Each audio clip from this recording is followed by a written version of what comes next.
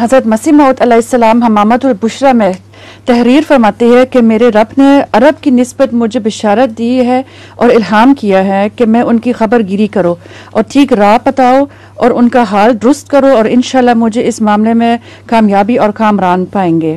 اللہ تعالیٰ جس فریضہ کی ادائیگی پر حضرت مسیح موعود علیہ السلام کو مأمور فرمایا، آج آپ کی نمائندگی میں کیا راہ اور نصیحت فرمائیں گے؟ کس کو؟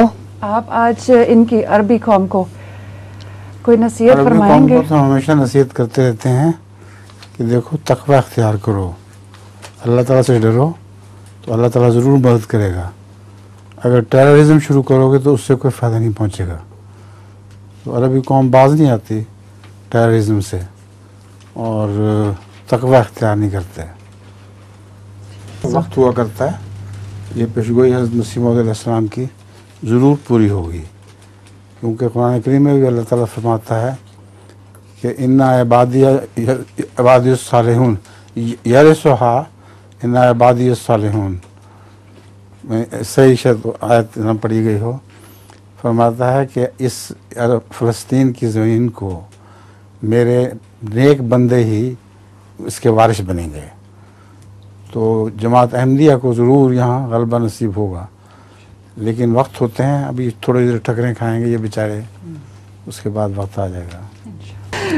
ایک آدمی سہارا میں گم ہو گیا اور 2 ہفتے وہ ایسے بتک رہا تھا بیچارہ، اور پھر ایک گھر کے پاس آگے جس میں مشنریز رہتے تھے، وہ اس کو ٹھیک ٹھاک کر لیا۔ تھوڑی دیر کے بعد وہ تیار تھا پھر سے روانہ ہونے کے لیے، تو جاتے وقت وہ پوچھ رہا تھا مشنری کو کہ کیا میں آپ کا گھوڑا لے سکتا ہوں؟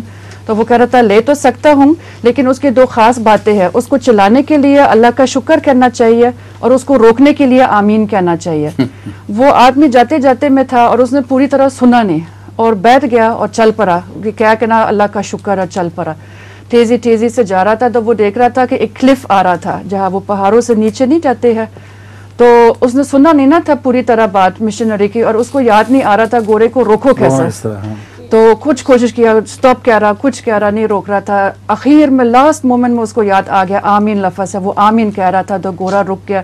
تو 10 انچ رہ گئے تھے صرف وہاں نیچے گرنے سے، تو بڑا ہونا پریشان ہو گیا تھا، تو بڑا خوش تھا کہ گھوڑا رک گیا، پیچھے ہو کے کہہ رہا تھا کہ اللہ کا شکر ہے۔ اس کے بعد دوبارہ